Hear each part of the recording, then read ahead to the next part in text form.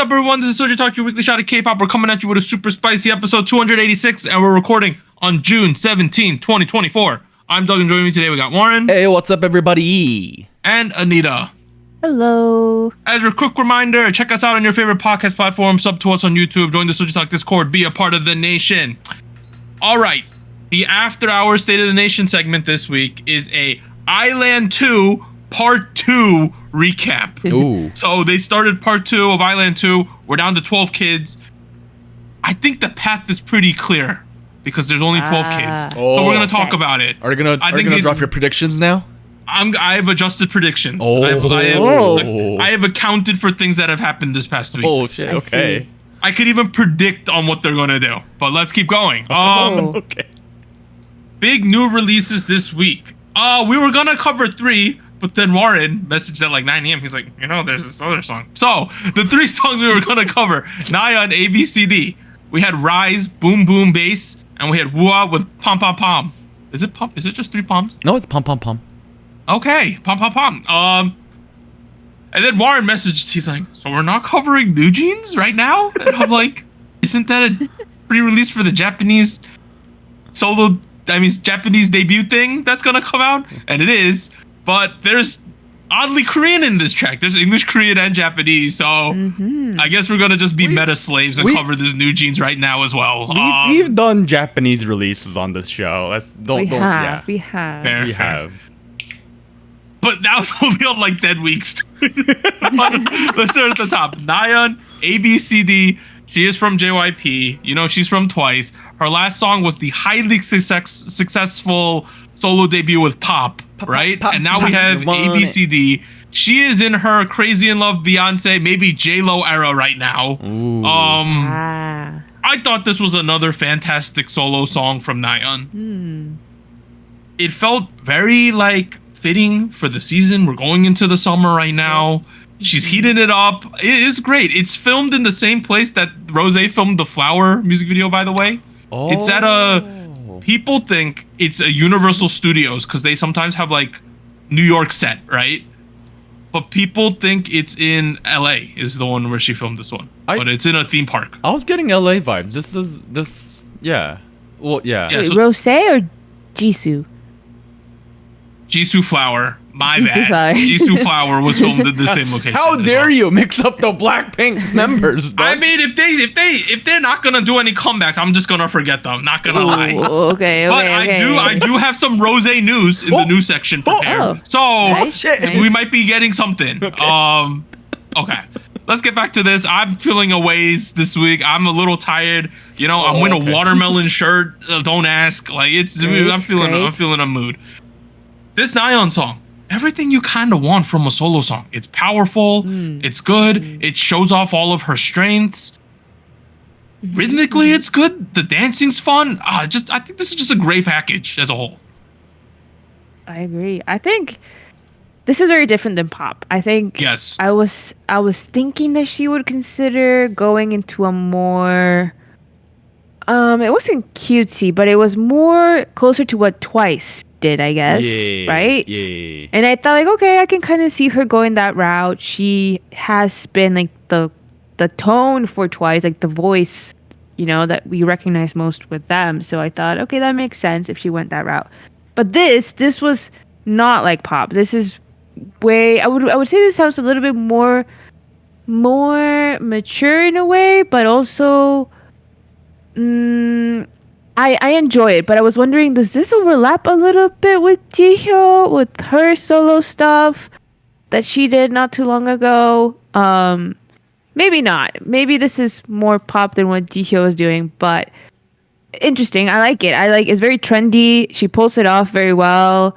And I definitely agree the Y2K pop R&B type sound really suits her. I think it goes well with her vocal abilities and her as a performer. I've liked the live stages, the performances that she's done so far, and the styling. The styling is so good.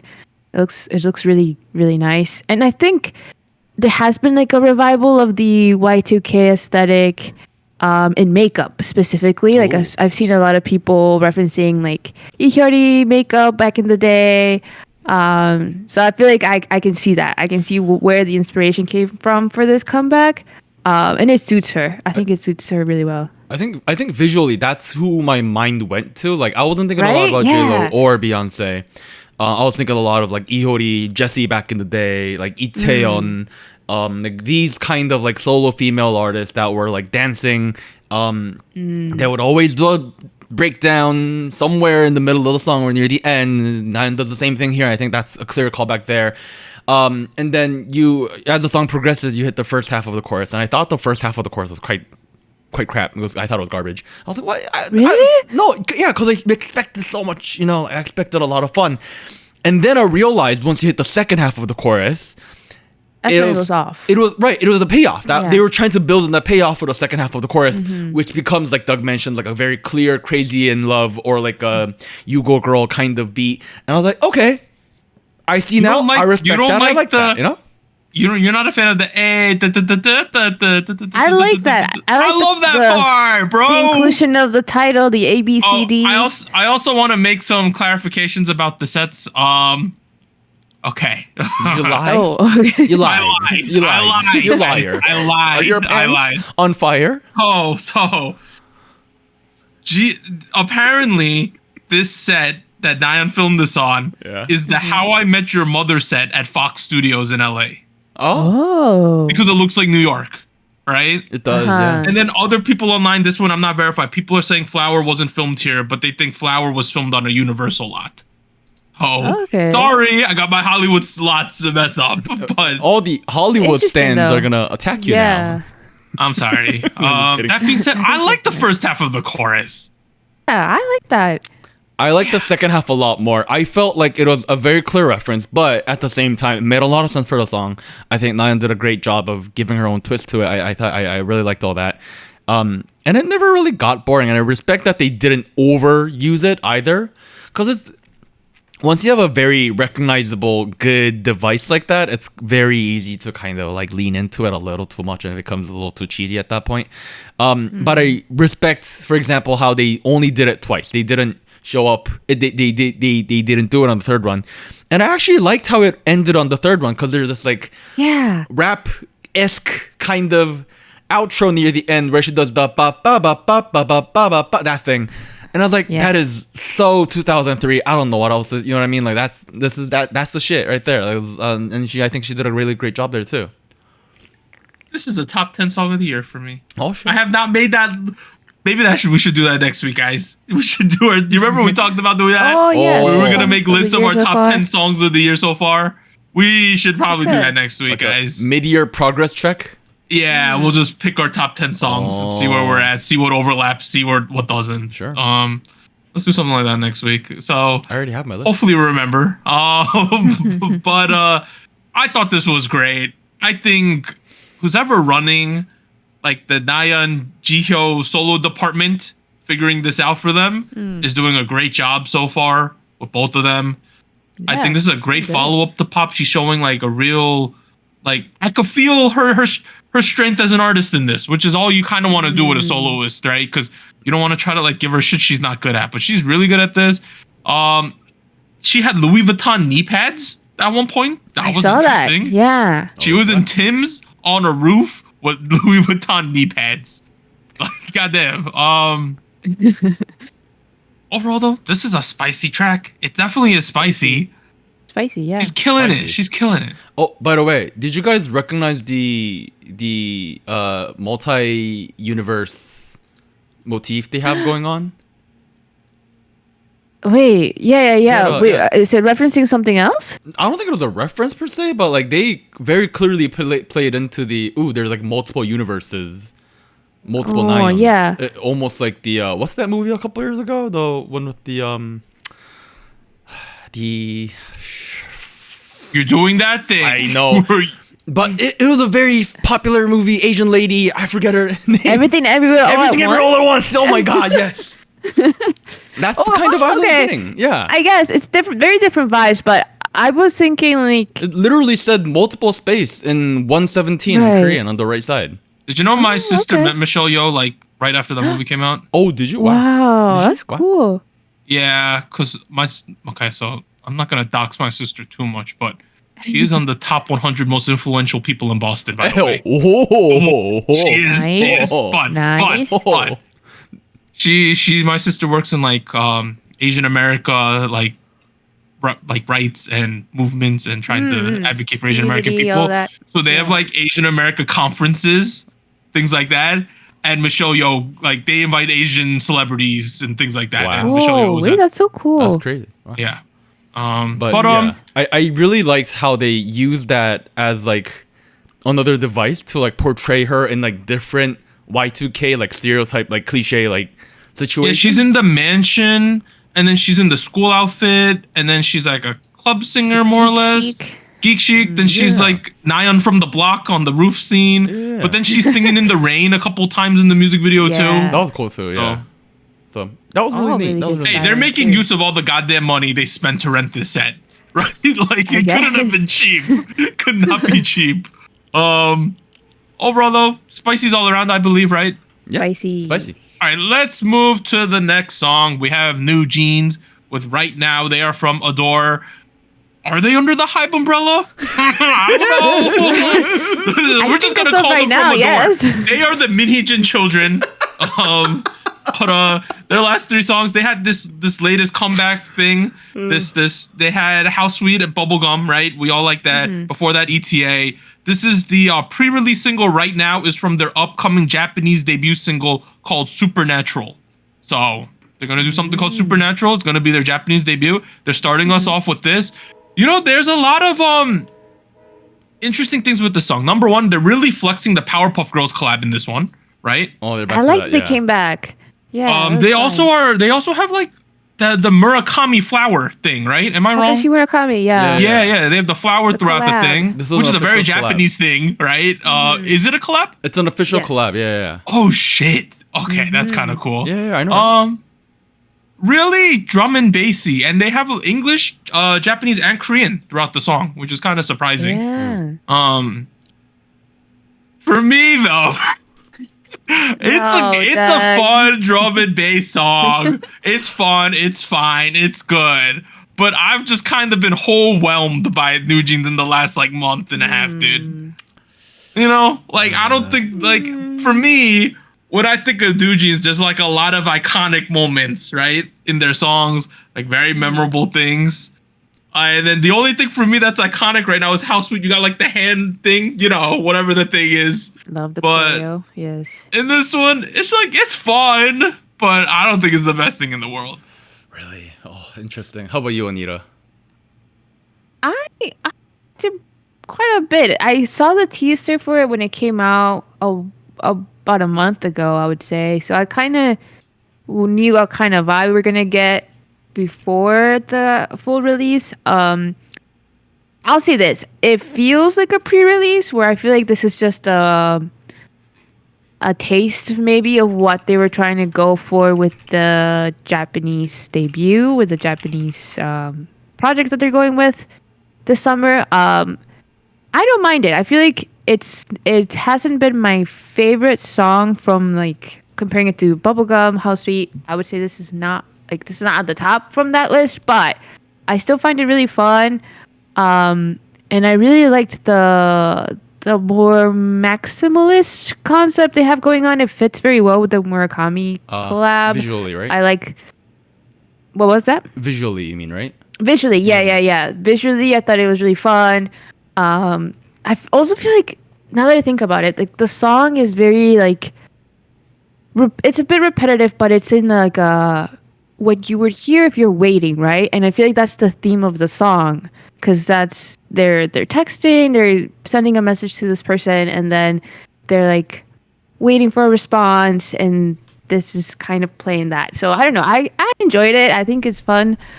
I wish there was some choreo. I'm hoping there is choreo in maybe a live performance in the future, but I think it was nice. I think this is essentially what I need in a K-pop song, or just in a good song. This is what I need. I'm gonna go ahead and say this is one of my favorite songs of the year so far. Easily one of the best songs I've heard this year so far. It's dreamy, it's upbeat, it's fun, it's also relaxing, it's chill, but it's like still high tempo. It's very listenable. It's not. I understand there's the missing aspect of a like an explosive chorus or like an it moment for them.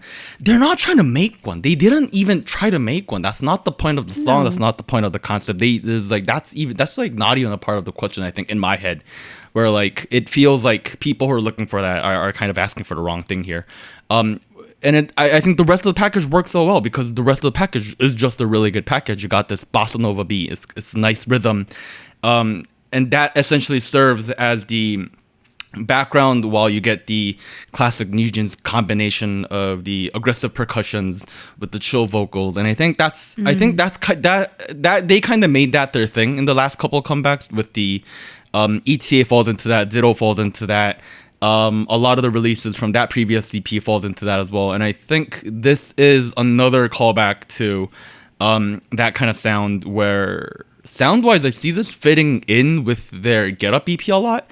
Visually, I think that's clearly called out with the Powerpuff Girls motif as well. And it's very funky, it's groovy. The way the members sing is fucking on point.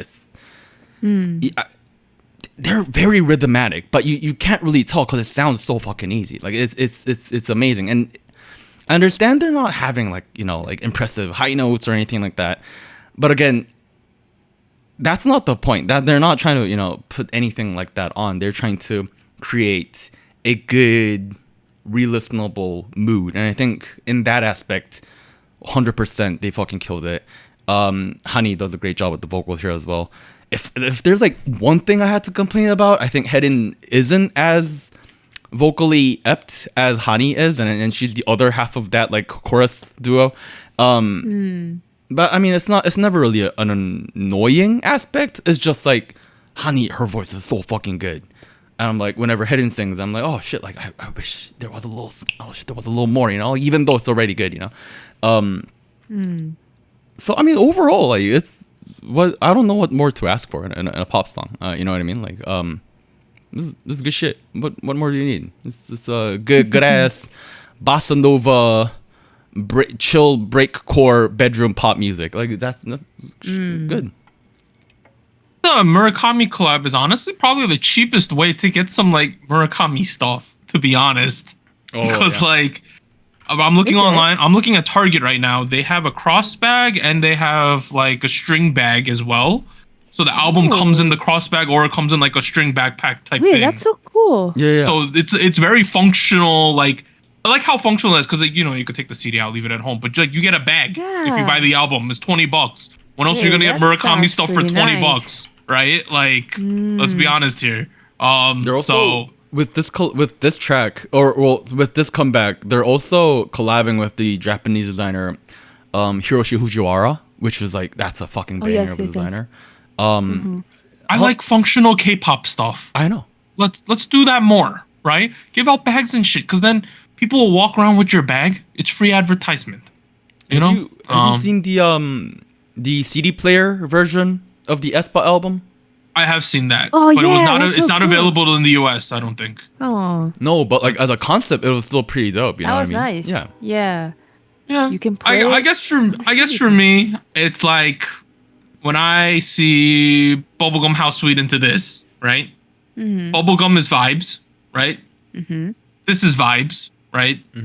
Yes. How Sweet was supposed to be, it's vibes, but that's more of a traditional song, right? A little more hype, yeah. I mean, there's choreo and stuff like that, right? That's the one they're pushing really hard.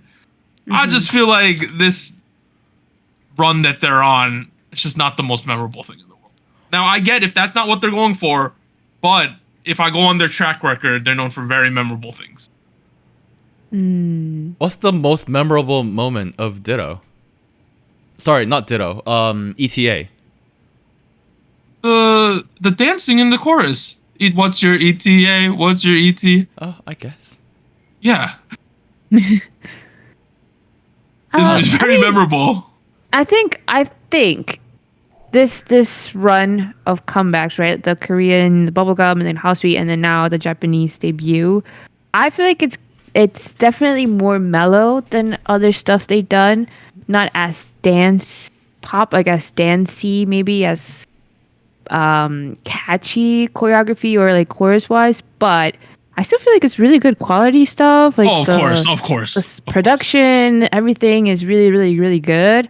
But yeah, it is a little bit more mellow, so it might just be a hit or miss for some I'm not saying any of them suck. I'm not saying that. Yeah. Yeah. Just a preference. I think I think what's most impressive is their continued efforts to pull from what is outside of K-pop and translate that into a much more digestible medium, if that makes any sense. Because I see there's a lot of references to like stuff like, you know, breakcore or like bossa nova, like you know, music out there, and I feel like they are, whoever produced the song, I don't know who it is, it took a lot of effort to kind of take those genres and kind of deconstruct it and then put it back together for what is appropriate for a K-pop dance. I'm sorry, for a K-pop song. I would imagine there's choreo to this at some point. I don't think it's in the music video at any point. But then again, do I always need choreo to enjoy a song? Not really. I mean, you know, Not all the time. You know, Spicy for me. I'm curious to see what this is not dealing with NewJeans specifically. I wonder what once we get to the end of the year, you know how album sales have dropped off across the board for everyone. Yeah. I'm wondering what that is. Because I know that How Sweet was like a 50% drop, 33% drop off from. Actually, no, I'm looking at it. It's a 50% drop off from Get Up. Yeah, How Sweet is a 50% drop off. So I wonder what it's gonna look like at the end of the year once we have all the totals and stuff like that. We'll see. We shall see. All right, let's move. It's a spicy for me, a non-memorable spicy. It's a spicy. I was prepared from. No, I didn't say that.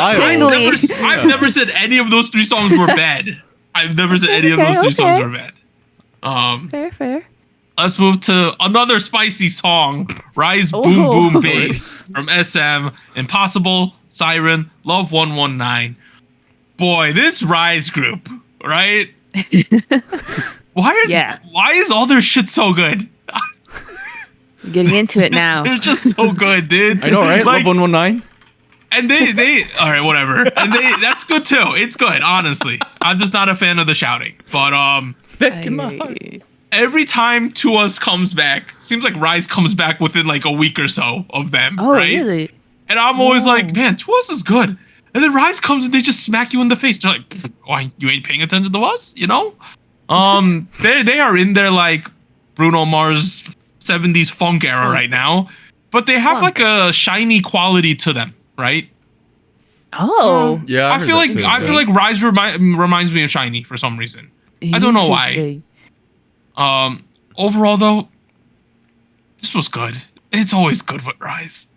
I definitely agree with you on the Shiny thing. I heard my mind kept going back to the Married to the Music era of Shiny. I see that. Yeah. Like it's funky. It's got this electro disco dance pop vibes to it. I hear the Bruno Mars. I was almost like getting a hint of like Daft Punk here as well. Yep. Because they also have the vocal, the tube thing, right? With the piano. What is that called? Oh, the voice box. Yeah, they have that thing going on too in this one. Yeah. It all works really well. The rap was a little out of place, but I think that's fine. Like it's not really something I'm gonna rag on. I was a little worried with a pure baseline chorus, but it's carried hard by the really good choreo to it, I think. Oh yeah. Like I think it makes it fine. How do you feel about the whole thing, Anita? I like it. I definitely hear the references that you guys mentioned. The funk. I didn't hear Shiny right away, but now like thinking back to it with Married to the Music as a comparison, maybe I could kind of see it. To me, there was some melody parts that kind of give it's not a scary, spooky vibe all the way, but it's kind of dark if you listen to it. That was giving me Michael Jackson Thriller. It's Thriller vibes. Yeah. It is. But they did a really smart. What sound are you talking about? In the verses, I want to say it's more in the verse than in the chorus, because in the chorus they did. I don't know how they did it, but it brightens up right away. Like once you hear the melody in the chorus, it's the complete opposite. It's not. It doesn't give that same vibe, or at least to me. And I don't know. I thought it was a good balance where it felt like it was gonna go like kind of dark or like more intense, but then it ends up being really bright in the chorus, really fun. And the choreo too was really nice. Which I also think is kind of maybe referencing a little bit of Michael Jackson. I think what you're hearing, Anita, I think the bass lines are somewhat similar. Yeah, it might be some of the bass. But yeah, no, I like it. I knew it was not going to be like Impossible, right? I really, really, really liked Impossible, which was. Do you like Impossible more? Do you like Impossible? Yeah, I kind of do too. I do, but this is good. This is more of a reintroduction for me to RIIZE, because I feel like this seems more direct in like what route they're going for, what concept they're going for. Whereas in previous comebacks, I felt like I wasn't 100% sold on it or sure like what the vision was, but I really am enjoying this comeback for them, the pre-release as well. So I don't know, I like this. I like this sound for them. I think they do really well. I'm gonna guess where you're getting the Thriller vibes is there's a downward chord progression where like in the background there's an electronic piano.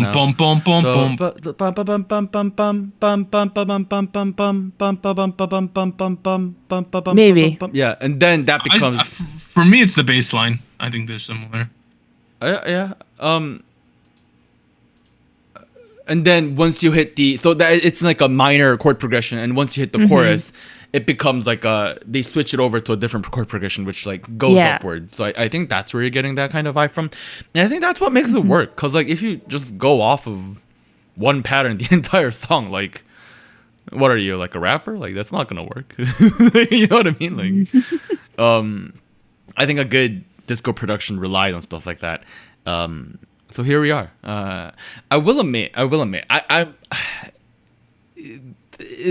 I'm a little not sure about where RIIZE wants to be. That's my only like complaint. If I had to, like future endeavors, like overall big picture. Overall big picture, I guess, because like I go back to most of the songs we discussed in the past. What, like year now? It's been about a year now since they debuted with I don't think it covered Memories, but they had Get a Guitar, Talk Sexy, Love 119 was in there, Siren, Impossible, and now we have this. A lot of which is a part of this mini album. And when I'm thinking about all of those songs, I'm missing like a unifying something that ties them together. You know what I mean? Like, yeah. You know what ties them together? What? They don't sound like SM 3.0. But they did for Love 119. I know. Well, that's why that's the weird song out, dude. But that was a good song. Shut up. I know, but other than that, they don't sound like the SM meta. That's why I like RIIZE. And I think that's where I'm a little. I'm not like pissed off about it or sad or anything about it or anything. It's just like if I say RIIZE, I'm gonna think of something, and I'm not sure what that something is yet. It's just a mixture of like different boy group metas. Yeah. And if I think about other SM groups, at least in the first couple of years of their careers, they had such an established identity in their sound, where I was like, I never really had to worry about that. And this is the first time I'm like, they're just going the typical boy group route where they just do all the sounds that are sounds, and I'm like, I'm sure they can make sounds sound, but I was hoping for more of a it's good though grounded approach. I like RIIZE. Who's this main kid? He's all like, I don't know any of these kids. Shotaro? I know there's Shotaro. I know there's an Anton, right? Am I wrong? There's an Anton in this group. There's a Sohi, right? Yeah. Who's the kid that always sticks out to me? Let me look at their faces real quick. I don't know. There's someone around me who's a big Zoe stan, so that's the one kid I know. I always noticed this One Bin kid. I don't know why. Yo, his name is One Bin? My guy. Yeah. Wonbin. Wonbin. Yeah, he's in the center quite a bit. Oh, Yeah. my guy is named Wonbin. He's the green jacket guy in this Mad. music video. Yeah, overall, I love what RIIZE is doing lately. They're, I sometimes like the shit on SM lately, but with this Espa comeback that they just did, this RIIZE joint they got going on, Nice. they're kind of cooking it up. And you know what? Red Velvet's coming in like Oh couple yeah. weeks or something, right? Shit. It's soon. It's next week. It's next week. Oh shit! Very soon. Oh, shit! Wow. Yeah. So hey, let's go. Let's go. Very exciting. Spicy. Let's move. Spicy. Yeah, spicy. Let's move to the last song. Wooah, Pom Pom Pom, SSQ Entertainment. Their last 3 songs: Blush, Roller Coaster, Danger. Blush was kind of good. I remember Blush. That was a lot of fun. You make me wanna blush. Ah. I saw so many TikToks of that one. Okay, I like this Pom Pom Pom track. I don't know why. Okay. I think it's fun. I like the building in because the pre-chorus is. I don't even know if it's a pre. I'm not gonna call it pre-chorus. The build is extremely long to get to the chorus in this track. It just keeps building on itself over and over again. But then once we get there, we have a rock thing, right? Yeah. Metal. I love rock things, so that's You why. like rock things? And then at the end, the bridge is like a techno break. All of Yeah, a they sudden, switch it up again. and I like techno, so It's everything you like. it's everything I like.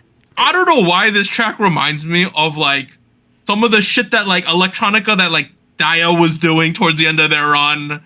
I don't know. It just feels like kind of they threw everything at the wall and came up with this shit, right? But I like it. It's fun.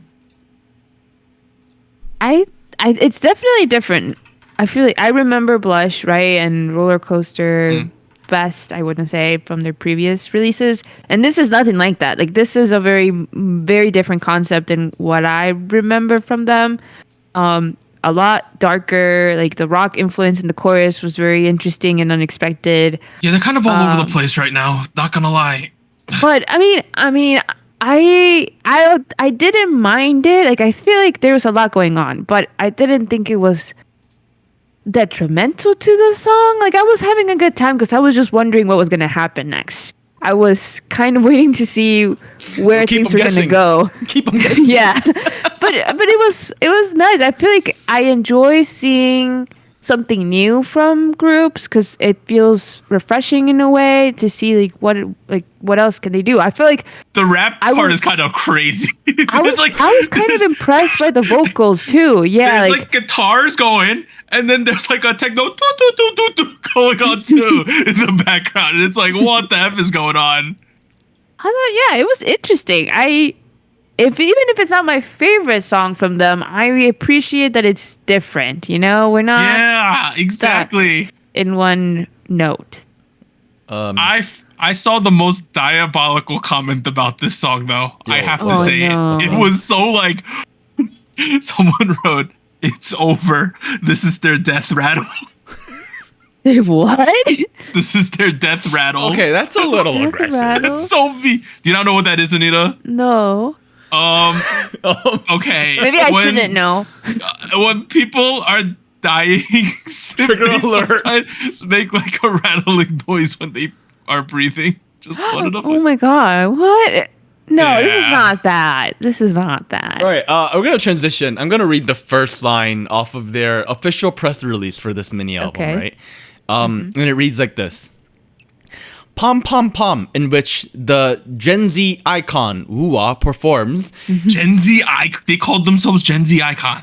They break through the cute girl image that they have maintained so far to Okay. show off a more matured look. And I took pauses like that because I was translating on the spot. So I understand what they're going for. This was clearly an attempt to, or at least they're selling us an attempt to branch out. And I think I agree with Anita there. I do respect the option to do that. Especially because if I think about Wooah, I think they had a pretty, I don't know if I want to say consistent, but they have been doing a lot of, more chill. Like Roller Coaster, Catch the Stars are similar. Right. Honestly. Very pop-friendly songs. Poppy, Yeah. bubblegummy. Yeah. So this was clearly an attempt to kind of move away from that and see where they can go. And like Doug mentioned, they really took all the directions and just made one song with it. So like, I don't know where it's going. It's got some generic trap in there. It's got like a meme sounding techno sound in there. It's got a metal. The metal chorus is what interested me the most and what stood out to me the most in a very positive way, except they immediately threw that in the background once they were done with the first half of the chorus, so that the guitar just does drums on top of a generic trap beat. All of which to say is like, is this their weekly Venpada? I don't know. All I'm gonna say is there was a lot of ideas in the room. You probably should have cut some of it out. No, it's fine. If you weren't going to, I expect some transitions. If you like this, I fully expect you to enjoy "Oh" by NMIX. That's all I'll say. I like this more than Venpada? I'll give you that. This is not as true. That Venpada thing was so bad. Venpada was terribly mixed to begin with. I don't know what happened there. Look, Here's the thing. I know I haven't been very positive so far, but if I think about Wooah, they're not coming from a large company. They're coming from SSQ Entertainment. Yes, they're produced by Ryan Jun. Everyone loves Ryan Jun, right? The thing is, they are not a group with a lot of funds in their bank account. You know what I mean? They're running on a tight budget, which means they don't have a big safety net. Which means they gotta do stuff to stand out. So I respect. But they got Nana. They have Nana, so we gotta push. And she made it, right? She did great. To the big group. Yeah. She won on Queendom Puzzle, But they did like nothing with that group. Let's be honest here. They did. I was kind of wondering about that. That L's up. They took a big L on that one, guys. Did, come on. One song was it? I forget. Put up your L's, guy. L's. Yo, this is why you take effort into naming your group. Don't say L's. The second I heard that L's up, I'm like, are you guys kidding me, guys? Like, come on. It was like low-hanging fruit. I like this. I think it's chaotic in a fun way. I don't think is this like is this some new Mozart? No, it's not. It's not, guys. It's not. But is this new fun stuff? If you're dumpster diving, hell yeah, this is fun, dude. What? Do you guys remember Forever by Drake, Lil Wayne, Yes. Kanye, No. Eminem? No. The intro reminded me so much of that song, The Brass, which is like, I know this is a very common thing to do in Southern hip hop to begin with, but like the brass played, and I was like, oh my god, it's gonna be Forever Main, Ever Main. Wait, you're right. You're right. I know, right? Oh my god. The moment it plays, I expected them to do straight up Southern hip hop music with like gold chains and shit. I was like, damn. I did not expect a metal. I don't know, man. I like Wooah. I like this track. Y'all are haters, Keep drinking that haterade. I thought this was fun. For me, I'm not gonna give it spicy though. It's tingly. Tingly. I was gonna give it tingly. It's a tingly fun song, man. I'm gonna go with a mild. Fair. But that does no not fun, reflect Warren. my opinions of Wooah.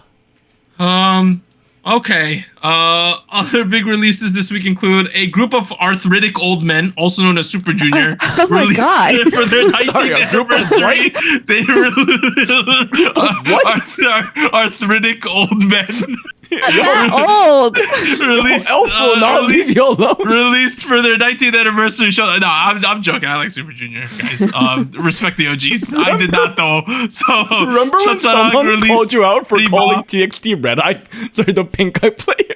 Okay, let's go on an aside here, guys. Back in the day, when we were really spicy and we were pushing the envelope of K-pop content, and people were not like fully aware of our bantering style and our memeing style of coverage, I thought to call. So at the time, TXT, I think 3 members got pink eye within a week or something because it's contagious. You get it. So in the comments, no, in the description of one of our episodes, I called them the pink-eyed players. And we almost got canceled pretty hard. People were shitting on us. People were posting. People were so angry. They were just screen capping the description. And I was like, did you guys even... I asked someone directly using the SojuTalk account, like, did you guys even listen to the episode? We loved the song. It placed #1 on the Spice chart this week or whatever thing we were doing at the time. Yeah. And they were like, nope, didn't listen. I was like, what? So then... It was a joke. It was a joke. So then I went back in the description. All the other groups that week had like fun superlatives. Like it was like super veterans 2 p.m. or like, you know, the fun rookies rise, and then I just removed pickup and TXT. So that's how I left it, and then they stopped complaining. Right. So I feel like we won that one at the end. Just saying. The super other songs, boys, would you say? The arthritic group of old men, Super Junior, Showtime, 19th anniversary. That's older than most of our listeners. We had Chotsarang with Pretty Mob, Trends, Glow, Wakey Makey, Coincy Destiny. That is their goodbye song. I heard it sounds like they just randomly put this shit together and dropped it. Kind of sad. The video, yeah. Both Bygone 4 released Lips featuring Giselle. Junie released Rush featuring Bobby. Sunmi released Balloon in Love. Suho released Zero Gravity. We had One Pact with F Off. We had 17 Junghan and Wonwoo with Last Night. Even Batter Love. Primrose with Freya. Like Freya. Sorry. No, that's not how that song goes. Okay. Spice King last week. NewJeans. House. Was that last week? Do I have my chart right?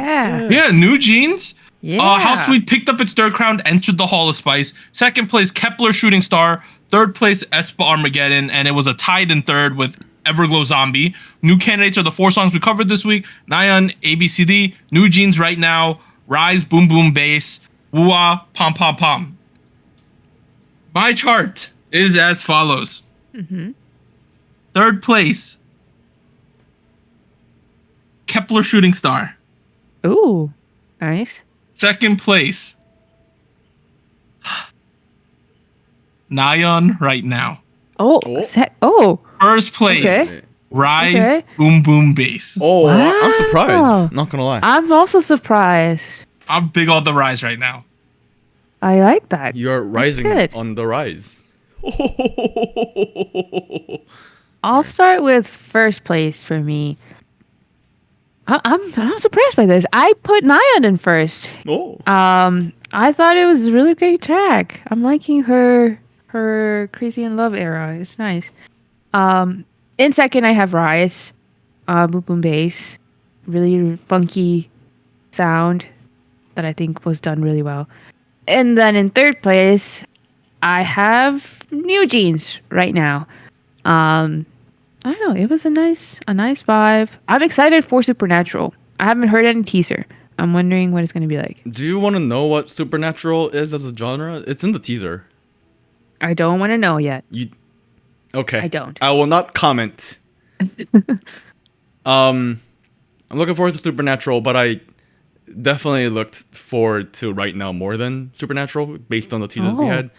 You got NewJeans in 1st, right? I would assume. Yeah, great song. No complaints. This is I have a internal note, like a Notion database with all the notes I take for the episodes. This is right now my top song along with the IU Lovinzol track for this year. Wow. Right now is a top song right now. Yeah, I'll probably have to look at that one more time before we do that next week, but I think it's great. No complaints at all. Second place I got ABCD by Nayeon. I also agree. Nice. Dope ass track. I support Nayeon in the Beyonce era. It's interesting because Beyonce herself is doing country music now. Yes. That's true. Which I'm like trying to figure out like how that might play into K-pop eventually, either how Beyonce or Charlie. But anyways, regardless of all that, what I got, I will not complain. Great interpretation of the Y2K sound in the modern era, as long as Nayeon's own voice. So yeah, second place for me. Third place, I got Boom Boom Bass with RIIZE. No complaints. Again, here, great song. It's very smooth. It flows really well. Feels a little over sterile. I guess I have to complain about that maybe. I don't know. Other than that, the song is bopping. No complaints. So here we go. Bop. All right, SojuTalk Nation and Gochu Gang voted. They had a tie for first, but let's go from third. Third place, aespa Armageddon, 45 points. Second place, Kepler Shooting Star, 56. Ooh. And a tie in first place, both with 66 points, Nayeon, ABCD, RIIZE, Boom Boom Bass.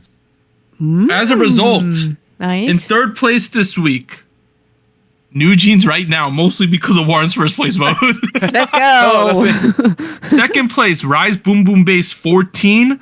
First place, picking up her first crown, Nayeon, ABCD with 16 points, just edging them out. Nice. I am the winner this week. Did you know Doug had a country music era in the day? You made country music? No, I didn't make country music. I was in the country music for like a year and a half. I see. Because when I went to college, all the kids in my dorm liked country music, so we all listened to country music. At our school? I was big. Yeah, they were all some Midwestern country boys on my floor. I can see that. I guess, yeah, if I think about when you went to college, that does make my sense. favorite group at the time, Zac Brown Band, was my favorite country group. Yeah, I've heard of them. Yes. They're great. Dude, you started speaking in a southern accent as soon as you started. You gotta do it. You gotta talk in the southern accent. Show winners. Anita, hit us with them. There's a lot of them this week. A couple. aespa with Supernova won on Music Bank and Inkigayo, so 7 wins for that one. And then we had NewJeans with How Sweet. They won on Show Music Core, so 4 wins for them. And then aespa again, they won with Armageddon on M Countdown, so 3 wins for that one. And we have Kepler with Shooting Star. They won on Show Champion. And then finally, Wavy with Give Me That. They won on the show, which was their first win ever. Congrats to them. That's surprising, but you know, most of their songs are released in China, not in Korea. So yeah. That's probably really what that is. All right, that ends part 1. SojuTalk episode 286. We'll be back after a short break. 3, 2, 1.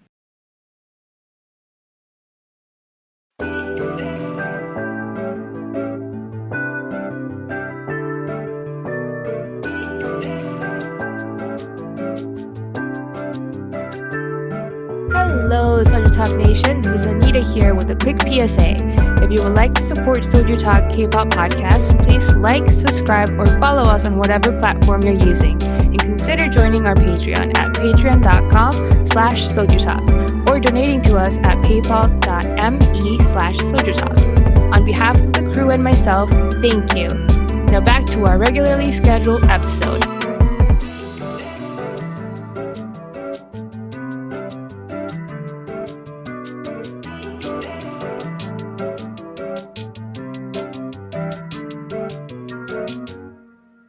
All right, we are back at it. Part 2, episode 286. We're going to talk about some news and events from the past week.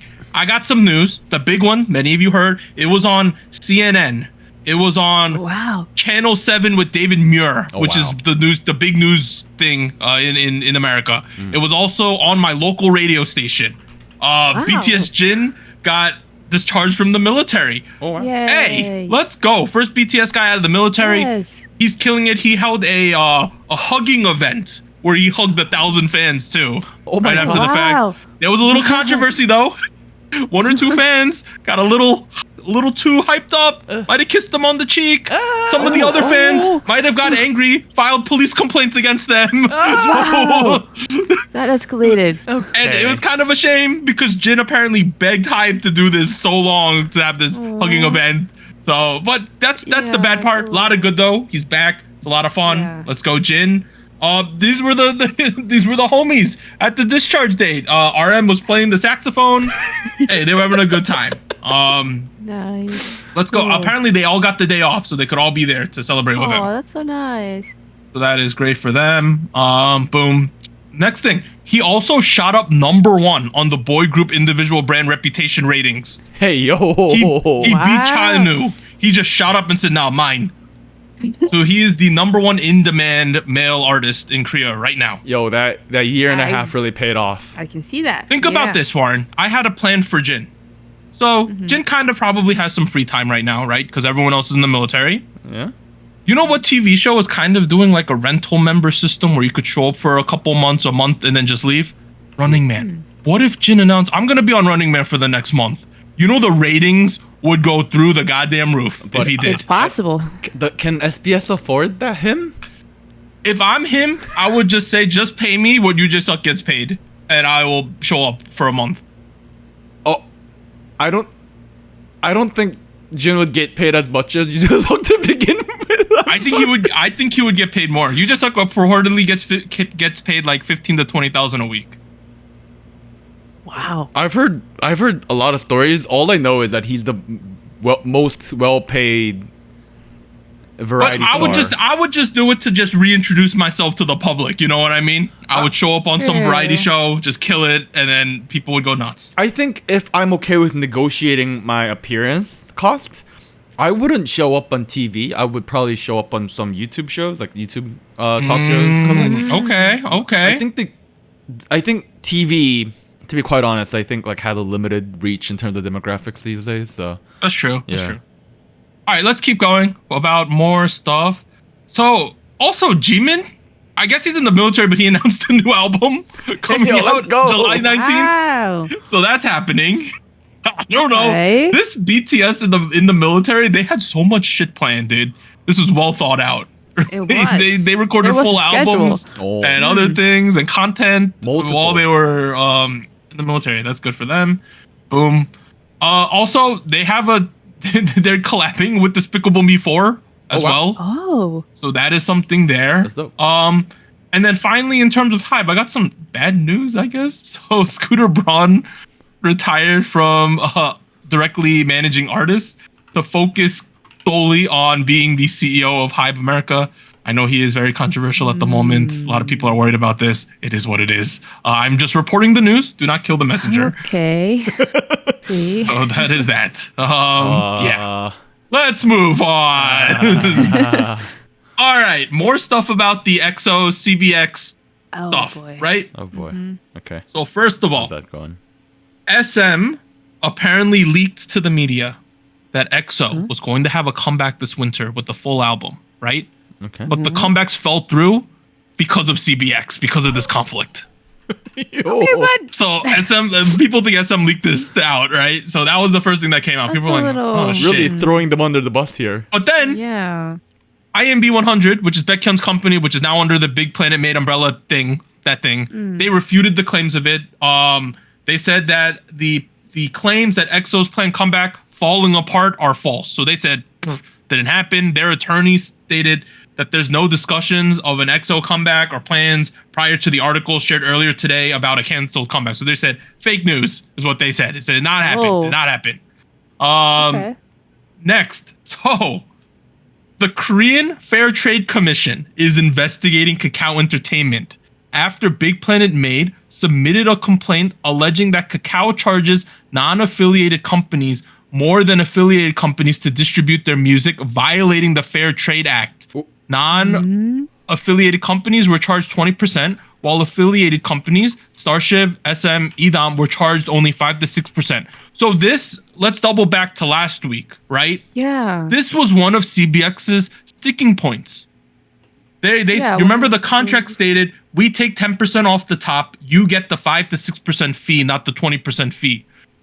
They were probably talking about that because they were always on the inside with SM, so they were probably thinking, yeah, you could get different fees for the company, right? Different companies. But apparently, that's not allowed. You're not supposed to be allowed to get different percentages based on the company you're in. So this situation has kind of alerted the authorities that Kakao has been giving different people favorable percentages depending on their familiarity with them. So yeah, this is one of the side effects of this ongoing thing. So that happened there. And then SM filed a lawsuit against CBX to enforce the performance of the contract. So this is more or less SM is suing, saying these guys are not following the contract. We stated, we take the 10% off the top. We give them the 5 to 6% distribution fee. They're not following the contract. We are filing a lawsuit in order to uphold the contract. Honestly, makes sense from their side, right, to do that. And then the CBX guys responded. Oh, wait, let's keep going here. The law time stated that it's the overpayment, or it's over the payment of the 10% revenue. So SM is basically suing in order to enforce that 10%. That's the main sticking point for SM. They said, hey, we want that 10%. We agreed. You guys signed the contracts. You guys got to fulfill it. And they don't want to, obviously. So then they sued SM over that 10%. They countersued them. So now there's 2 lawsuits. They're both suing each other over it. Oh my God. So the courts are going to have to eventually rule on a couple things. The courts are going to have to rule, is this contract valid? Do they have to follow through? And then they're going to have a decision on, is that 10% fair? So those are the 2 big sticking points right now. And meanwhile, the Korean Fair Trade Commission is going to look into if Kakao is giving certain companies better rates because they know them. That I'm looking into the context of that right now. It looks like Big Planet filed an accusation towards Kakao back in early March. And it is now being surfaced because it matches up with the situation, but also because the FTC apparently went over to Kakao and then they picked up evidence, like you mentioned. So we'll have to see how that works out. This is kind of interesting, but they have been investigating it for the past 3 months apparently. So I would imagine the results should pop up relatively early. So the 3 big issues again: do CBX have to follow through with those contracts they signed? Is a big sticking issue. Number 2, is that 10% that SM is taking from all of their individual activities out of SM fair? And number 3, is Kakao giving people favorable rates based on their distribution and their familiarities with the companies? So those are the 3 big sticking points. We'll have to see. It's a big mess at SM right now. Let's keep going. All right, Suho was like, me and the other members learned about this stuff through their press conference. So Suho was like, yo, we had no clue this shit was going on. He's shocked and somewhat upset. More than anything, he feels sorry for the fans. The rest of the members are also suffering, obviously. What he's most worried about is the feelings of the fans. As a leader, he wants to apologize to the fans. So he was like, bro, I saw the press conference. I had no clue this shit was going on. Y'all didn't tell your leader? So, SM kind of stating that the comeback fell apart. Well, Suho didn't know why it fell apart if it did. So, did he know? We'll see. Isn't that kind of crazy? Suho, who's the leader of EXO, had no clue this shit was going on. Imagine the EXO group chat. What if Suho's like, man, that's why they had me on read. So that's why they weren't responding. No, I'm sure they're still fine. I don't want to speculate about that, their relationship. But yeah, he had no clue what the hell was going on. So there's that. This is another SM news. No. Runjun from NCT, he kind of got fed up, so he started dropping the Twitter handles of Sasaengs on Bubble. He wrote, since you tried to reveal our numbers first illegally, I'm going to reveal you too. Taking matters into his own hands. So he started dropping which accounts are Sasaengs. Man, wow, okay. Well, I mean, look, the lad's been suffering. Didn't he take a break from activities like in April or something? He's like, I don't blame him for being fed up. Like, I don't, obviously not the best action to take. Hey, I just want to point out, okay, this is an aside. One of the, okay, I don't think we get in trouble for this. There's a NCT alleged Sasaeng who went to University of Michigan like we did. That's all I'm gonna say. It's pretty well documented online. Yeah, so, I know what you're talking about. There is that too. So I just wanted to point that out. Let's keep going now. Well, they're talking about NCT Sasaengs, so I just wanted to say. Maybe they know each other. Please don't do that, guys. All right, next, an Asian version of the Grammy Awards is in talks to be held in South Korea. Recording Academy President Panos Panay and CEO Harvey Mason Jr. recently visited Korea to discuss the issue with several music and technology industry insiders, as well as municipal government officials. So there's apparently might be an Asian Grammys. I hate this idea so much. I don't even know where to begin. Like, it's fucking terrible. It's gonna be the minor league Grammys, isn't it? Right? what is this discriminatory fake Grammy shit? Like, Yeah, we have our own award shows. We don't need more. We have way too many. We have way too many. That's true. Next I will thing. say, isn't there a Latin Grammy though?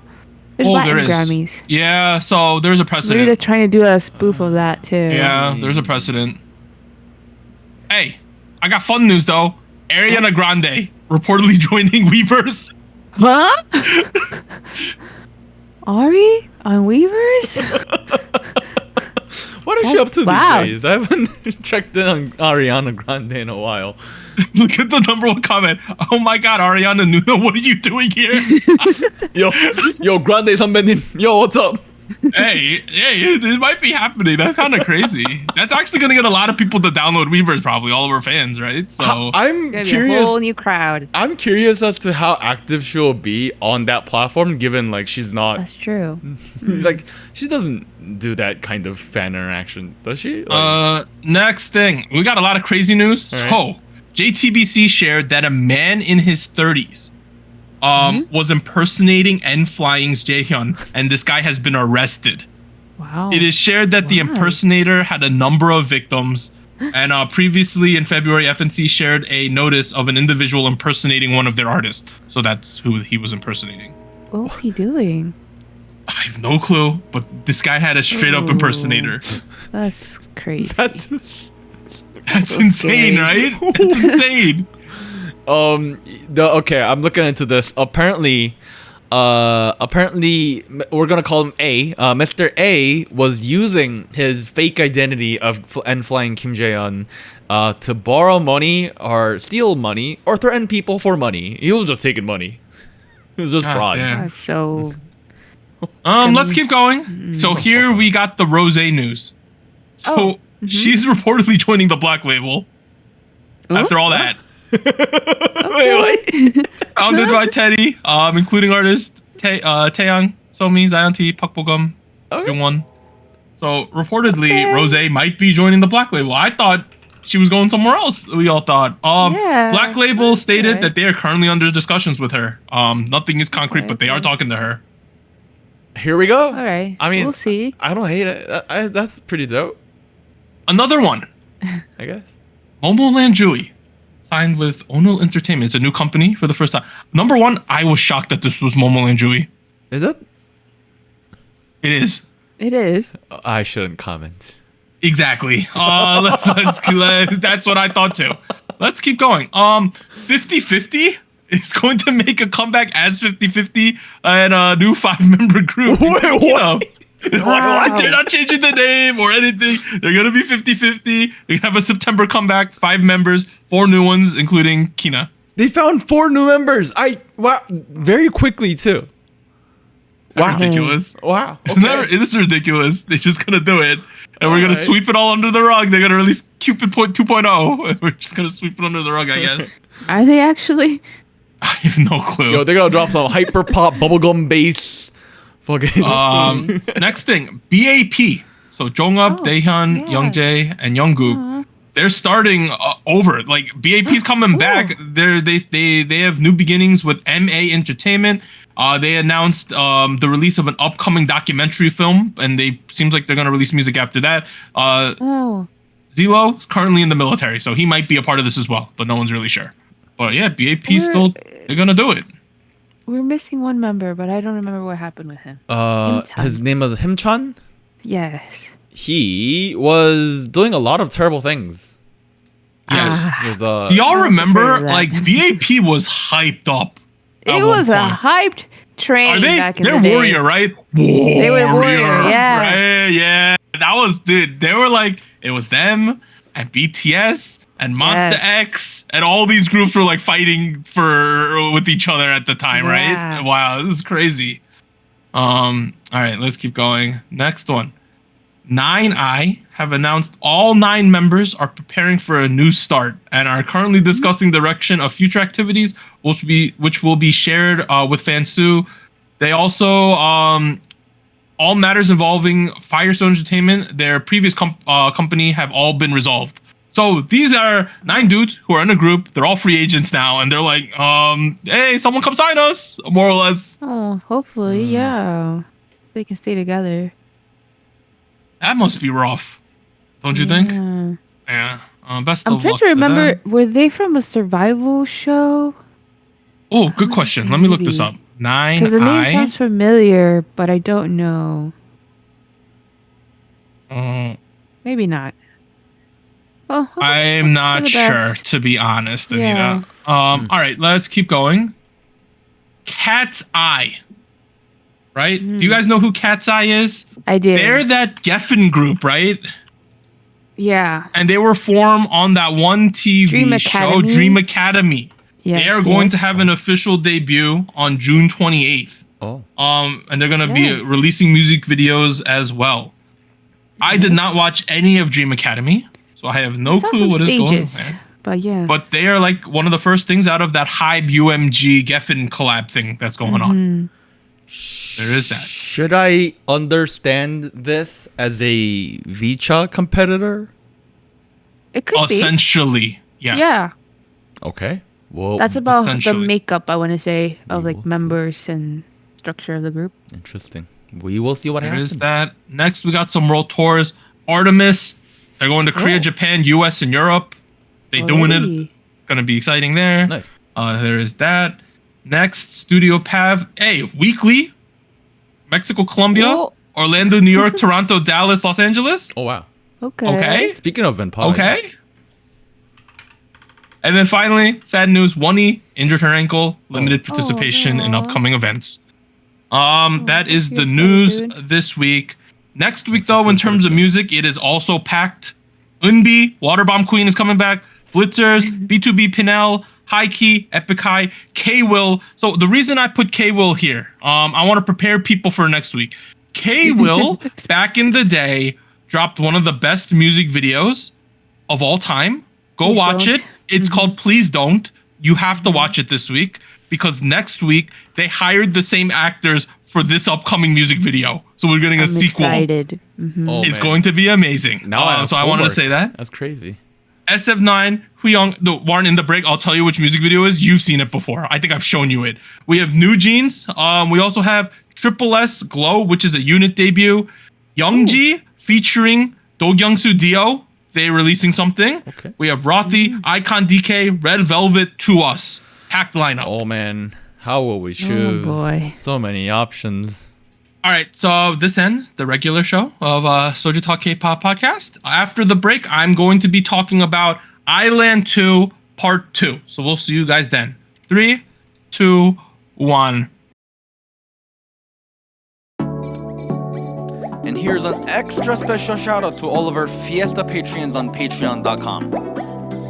Bagel, Charles, Cotton Ball, Ellie, Gogu Mama, Honey Pools, Liam's Games and Toys, Luke Daniels, NJ Parks, South Texas Once, Siu Sumi. And thank you for joining Soju Talk, your weekly shot of K-pop. Thank you, really.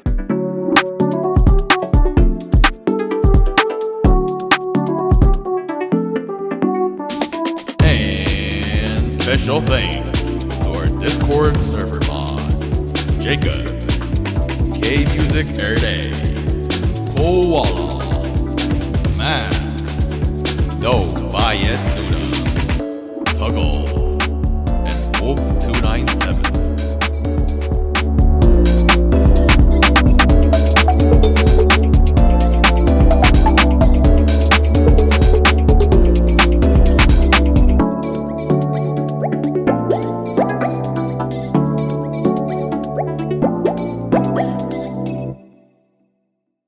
All right, we are back at it with part not part 2, with Part the 3. after show of SojuTalk episode 286. I am Doug.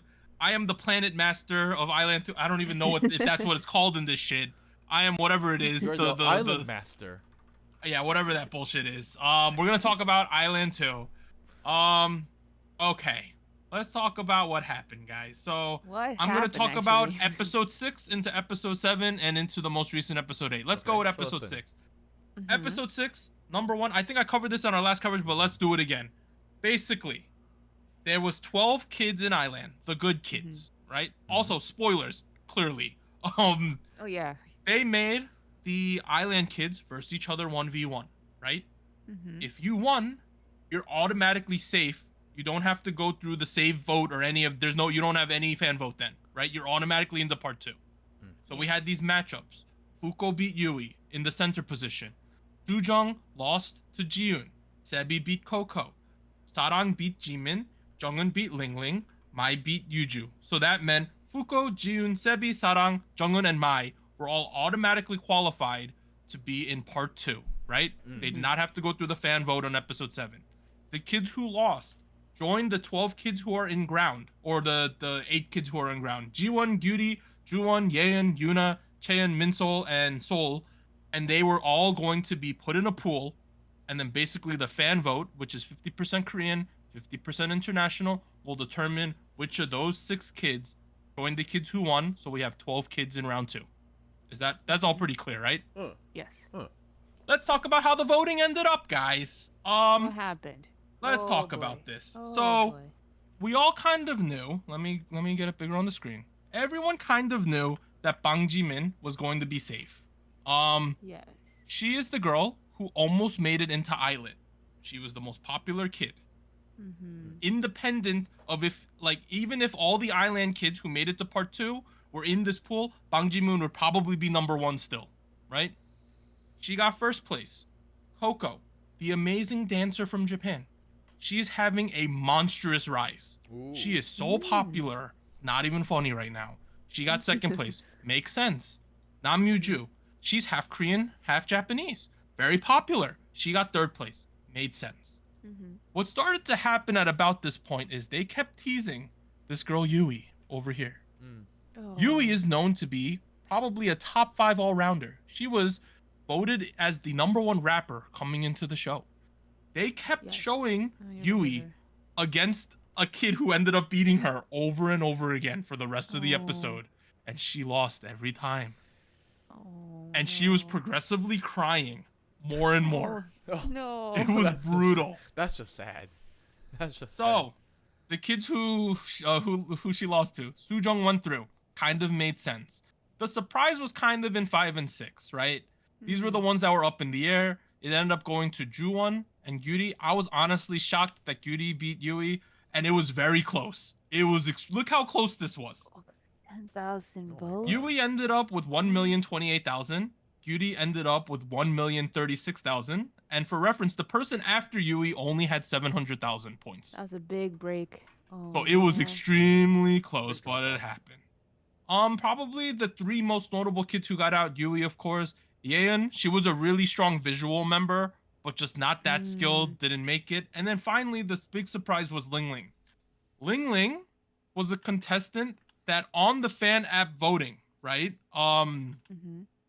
She was like second place to Bang Ji-min for a while. Yeah, she's consistently up there. She's a Malaysian trainee, extremely popular, but apparently look at her score in Korea. She got like second to last. So she had like no chance. So she just didn't make it. That was also kind of a surprise. But we ended up with the lineup of Fuko, Jiyoon, Sebi, Sarang, Junghoon, and Mai. And then we had Jimin, Coco, Yuju, Sujong, Juwon, and Gyuri. So that's caught up till this week, right? Part 2. So we have 12 contestants now. The first thing that got announced was that the final group size is going to be 6. Okay, 6 that's kids about what I expected. I think I'm gonna say it's a light 6. Oh. What do you mean? I think there's a chance that there's some bullshit at the end with a producer pick. Momo. There are a couple prevailing thoughts online right now People think either the final 6 kids is going to be 3 fan vote, 3 producer pick, or all fan vote with a added producer pick at the end to get 7. They think it's going to be some kind of combination of those. That's the prevailing thought. We don't know how many. Why do they think that though? People think because in Are You Next to make Islet, there were producer picks. So people think it's the meta right now. See. Huh. Isn't it still a possibility where everyone gets picked by a producer? No, because there's active fan voting. Oh, okay, never mind. Right now. Okay, never mind. So this is going to continue for part 2, the fan vote. And the reason why people think 3 are voted in by fan vote right now, because the online voting's a 3 pick. Oh. So that's why people think that it's going to be a 3-person fan pick. But let's get to what happened on the show. It was the Black Made test, which pretty much just mean that the Black Label producers remix these songs to sound like Black Label songs. Honestly, I don't think it worked too well, but it is what it is. The 3 songs were Lavi and Rose from RIIZE. It was I Am the Best from 21 and Love Sick Girls from Blackpink. Okay, well, you already got like YG affiliated groups. Lavi and Rose would be the only one out there, but like additionally, there was 4 kids in each group, obviously, because there's 12 kids left, right? The producers before the show distributed the kids into the groups, so the kids had no say. Oh. And they also picked interesting leaders. Bang Jimin was the least controversial. You know, she's like, all right, she's good. She could be leader. June was the girl who's been evil edited up to now.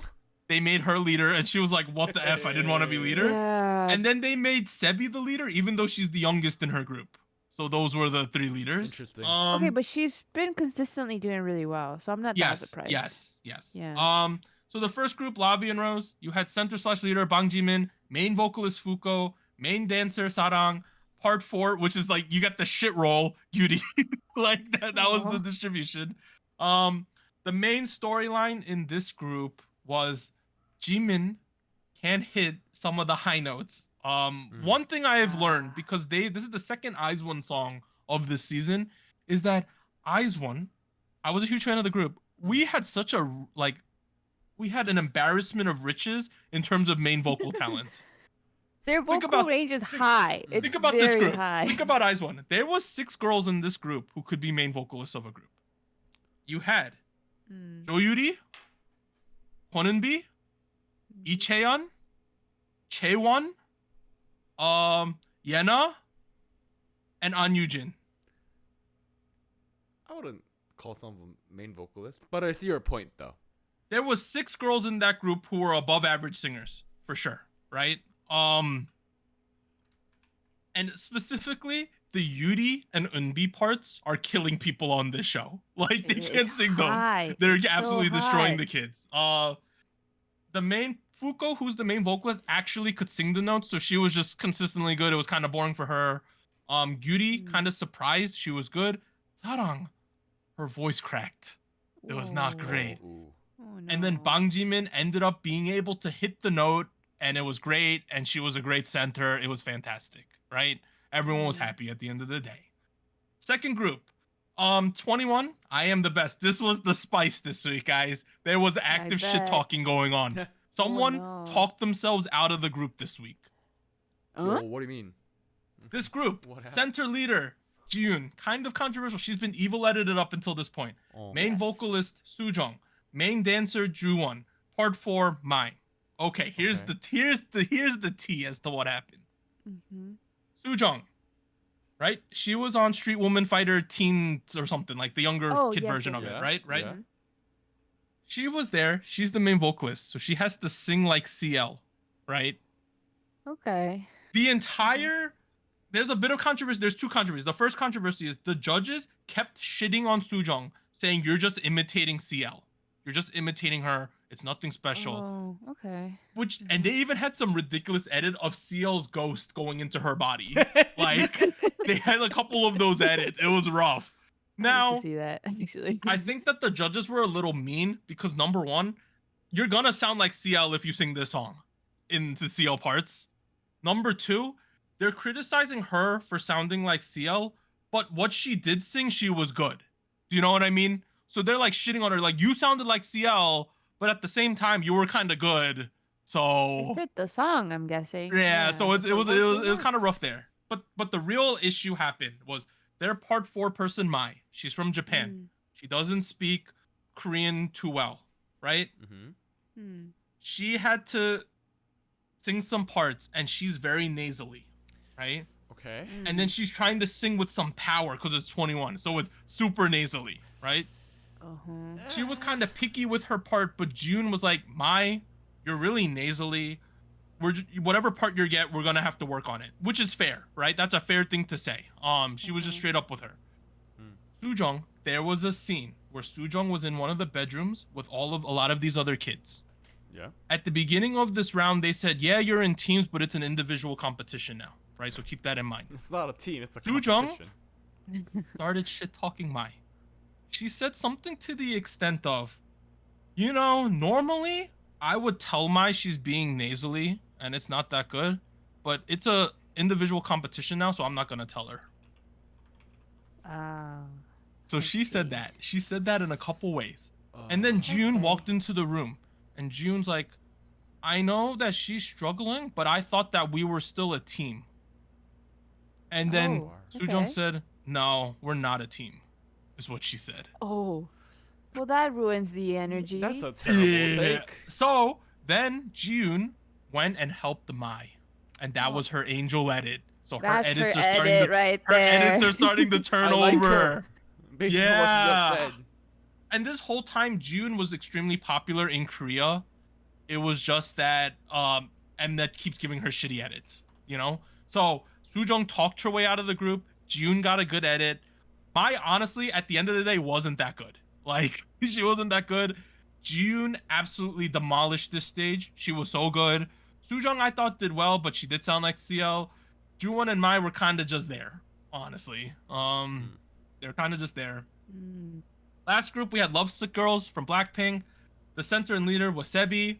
The main vocalist was Junghoon. The main dancer was Yuju. And the part 4 was Coco. The main storyline in this one. Number 1, Sebi has to be a leader, but she's kind of passive. Junghoon kind of made all the shots, but it wasn't a big deal. Junghoon, she ended up hitting all the notes, but she got like no screen time, which is weird because she had been one of the most like screen edited person. Like she got the most screen time for the longest time. They pushed her a lot. Yeah. They just stopped pushing her. The main issue was between Yuju and Coco. They both wanted to be main dancer, but in this song, Lovesick Girls, the main dancer's Lisa. She has a lot of rap lines, right? So you're not only made dancer, you're kind of the rapper. And at one point, Sebi also had the Jenny rap lines, but the mentors were like, no, you have too many parts. Give the rap line to Coco. It wasn't a big deal, but Coco speaks. Coco reminds me of Momo, fantastic dancer, kind of shit at Korean, but now she has to rap Jenny English lines. So and that it was rough. Easy line to do. But Sebi speaks English, so she just helped Coco. That wasn't the problem. The problem was that Yuju kind of dances small. Not like she's not a big flamboyant dancer. And meanwhile, Coco's next to her, and Coco's demolishing things, right? I think Coco's taller too, I think. Yeah, and they had fought over the main dancer role, and they had given it to Yuju, but Coco's clearly better, you know? So they got to this, and at one point, it was Monica and Ijong in the practice room, and they're just shit-talking Yuju to her face. They were at one point snarling at her. Dude, it was rough. They were tearing her a new one, dude. Jeez. I would have cried if I was there. I would have cried. They tore her a new one. They got to the stage. Sebi did fantastic. Sebi is the reincarnation of Wonyoung. She's like new Wonyoung, dude. Wow. She's so good as a center. She is pretty good. Pound for pound, she might be a better center than Wonyoung. That's spicy. She has some of the best, some of the best facial expressions I've ever seen on a idol, dude. It's ridiculous. Damn, okay. Junghoon hit all the notes, that was fine.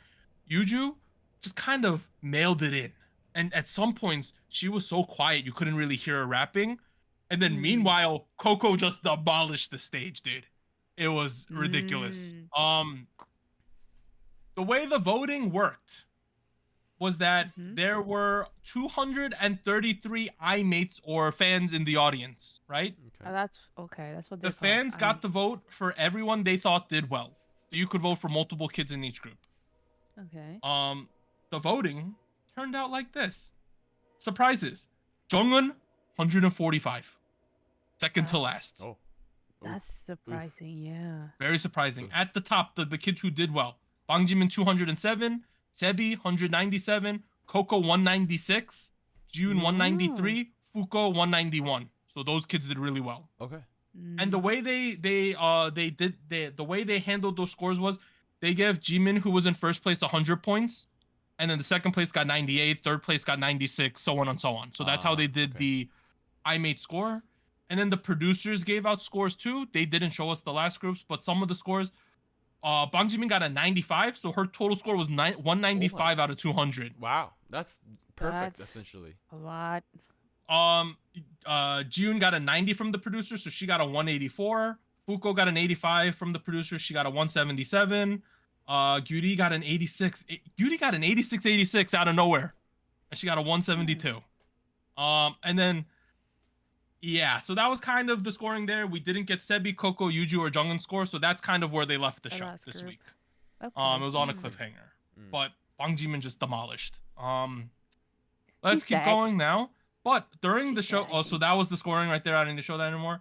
At the end of the show, they're doing this thing again. Yeah, they had kind of. I wish I could like do this better on the screen. I don't know how I'm gonna do this. Oh God. It's pretty visible right now. Yeah, you can do what you're doing right. I'll adjust it on my end. Okay. At the end of the show, right before the show ended, they showed the interim fan voting. Now, I don't know if this is weighted half international, half Korea, or they just found a specific way to do it to show it here. But this is what they showed us. The last three places were Juwon, Gyuri, and Mai, right? I used to say Mai was kind of locked in. She's effed, dude. She's effed. I just wanted to point that out. It was They didn't show 8 and 9. They showed Sebi in 7th. So the whole point of this was they want you to vote for Sebi. I think was the point of this week. That. And Coco maybe. Yeah. 6th place was Sarang. 5th place was Coco, and they did not show 1, 2, 3, and 4. But I'm going to tell you what these rankings are. I could infer them. Oh. Based on my math. Okay. Number one is Bang Jimin. 100% is Bang Jimin. Yeah. Okay. Second place is Jiyoon. Third place is Fuko. Okay. That's 1, 2, and 3. Fourth and 8th place is where people are arguing online. People say number 4 is Junghyun, or it's Yuju, Nam Yuju. That's what they're saying. Either Junghyun is in 4th or 8th, but people don't know, and people are assuming that Sujung, who kind of talked her way out of the group, is in 9th place right now. So that's kind of what people are expecting this chart to look like if everyone was present. I'm surprised Junghyun is not revealed to influence the voting. I am surprised as well. So that's what lead me to believe she's in 4th. That's why I thought she's in 4th. That's concerning. So if you asked me, it's Bang Jimin 1, it's Yoon Ji-yoon 2, Fuko 3, Junghyun 4. Then we got Coco 5, Sarang 6, Sebi 7, who they want you to vote for. 8th place is Yuju, 9th place is Sujung, 10th Mai, 11th Gyuri, 12th Juwon. So that is that. I did find the spoilers for next week. I'm not gonna say them, but I'll just say they said couple people ate the stage, couple people started crying, couple people might have had their voices cracked. That's all I'll say. It's on Reddit if you want to find it. Isn't that what happens all the time? Yeah, if you go to the Mnet Island 2 subreddit, there's some spoilers that people are saying are true. Okay. And then I'm gonna make my predicted group now. What I think's gonna happen. Okay, based on the rank you just saw, Bang Jimin on 1, yeah? Yes, Bang Jimin. I'm going to say that I think it's going to be 3 fan voted, 3 producer picks. That's what I think's going to happen. That's no fun. And I think the golden trinity of fan vote right now is, let me get rid of the eliminated. Okay. I think the golden trinity is Bang Jimin, Yoon Ji-yoon, and Fuko. I think this is the fan vote. If this is the fan vote, these are the 3 girls who are going to make it instantly. Okay. Wow. Makes sense. Producer pick number 1 has to be Sebi. It has to be. They're pushing her quite a bit. she's probably, in my opinion, been the most consistent kid throughout the entire show. So I would assume she makes it there. Now, 5th and 6th is where we have some problems, guys, because there's 4 girls who I think have a shot. And there's only 2 spots here. Let's go to the girls who I don't think have a shot. I think Yuri, I think Juwon, Namyuju, and Sujong, I don't think they're going to make it. Just my opinion. Don't think they're going to make it. I mean, I don't really hear I don't really hear you talk about them too much, to be honest. That leaves me with Sarang, Jongin, Mai, and Coco. Based on vibes, Coco's gonna make it, guys. You got a big push. Yeah. So now, weren't they pushing Jongin a lot too? They were. Okay, that's not anymore. Her screen. By. Here's the thing. Here's one thing. Little bit of not a spoiler because it was in the preview. Next week, Jiyoon and Jongin are a 2-member team. Oh. And they're going to sing a Beyonce song. Huh? People think that their Mnet-made rivalry will come to a head and there'll be a reconciliation next week. That's what people are waiting for. Hopefully, I guess. So this fake rivalry stems from the fact that Jongin and June came into the show as friends. They knew each other, right? Okay. At one point, they had to peer vote people out of Island. And June went down with 0 votes. And she thought, at least Jongin would have voted for me, I thought. So that's where this is stemming from. And then this week, there was an edit of Jiyoon talking to Fuko, Fuko's like the mother of the show. She's the peacekeeper. She's trying to make everyone like each other. And Jiyoon told Fuko, I'm just afraid of getting close to Jongin again because I think she's going to hurt me again. That was what she said. She said, I'm afraid to be hurt again.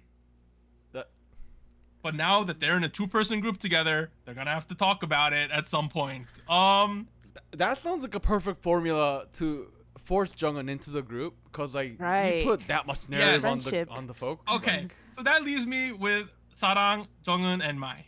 I don't think Mai's gonna make it. I just don't see it happening. She's kind of been falling off. But Sarang is pushed a lot too. Yes, but Sarang had a voice crack this week, Anita. Oh no. And in an unconfirmed rumor, this is not confirmed. I do not know if this happened. Rumor has it her voice cracks again next week. Oh no. That's the rumor. Okay, she was doing so well. That's a fair point, but popularity. So, in my ideal world, right? Yeah. Somehow Jongin makes it here, right? And then somehow we add a 7th member and Sarang makes it. Honestly, that would be the best case scenario. But I just find it difficult because who messed up everything? Coco did, because Coco's having such a meteoric rise that she's undeniable at this point. She's not only a monster in terms of performance, her Korea vote is accelerating too. Oh. Wow. And once you get the Koreans on your side, you're pretty safe, you know? So but if I had to bet, if it's between Sarang and Jongin, I just see Jongin making it somehow. I don't know why. They push her so much in the first half. I'm surprised. And if I could have a 7th, it'd be Sarang. But I think it's gonna come down to these 7 kids: Jimin, Jiyoon, Fuko, Sebi, Coco, Jongin, and Sarang, and you gotta pick 6 out of that. Have they confirmed? The thing is, didn't they not ever confirm how many people are gonna be in the group? They confirmed today 6. This past today. week. Okay. They literally, not today, but last week, they said literally 6 kids. Now, okay. As far as we know, now my response to that is, how much do we believe that? I don't. There you Or go. I'm being willfully ignorant on that. Okay. I think that, I don't want it to be true, because I think 7's the right number. So let's see. Based on my assumption, these 3 are the fan picks: Jimin, Jiyoon, and Fuko. It might even switch, and then Coco might be instead of Fuko, but then Fuko would get in the producer pick. You know what I mean? If that's what they're gonna do. We're not sure actually, of that yet. if Fuko doesn't make it into the straight fan vote, I'm concerned, because I think that the judges might pick Sarang over Fuko. That's my low key. It's my low key worry. Because Fuko's been like an A- to A student the whole way, right? But kind of unmemorable in that aspect, where Sarang has had highs and lows.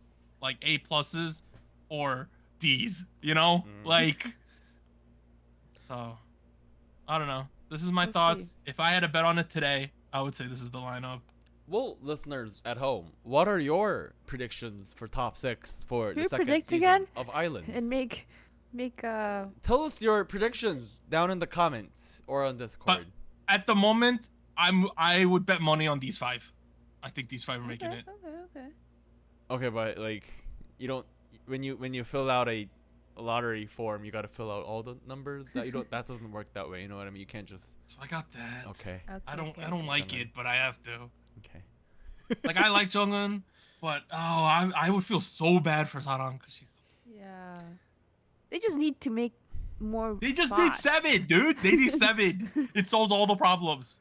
See, if this is the Mnet I know, something stupid's gonna happen. Like. You know what's gonna happen?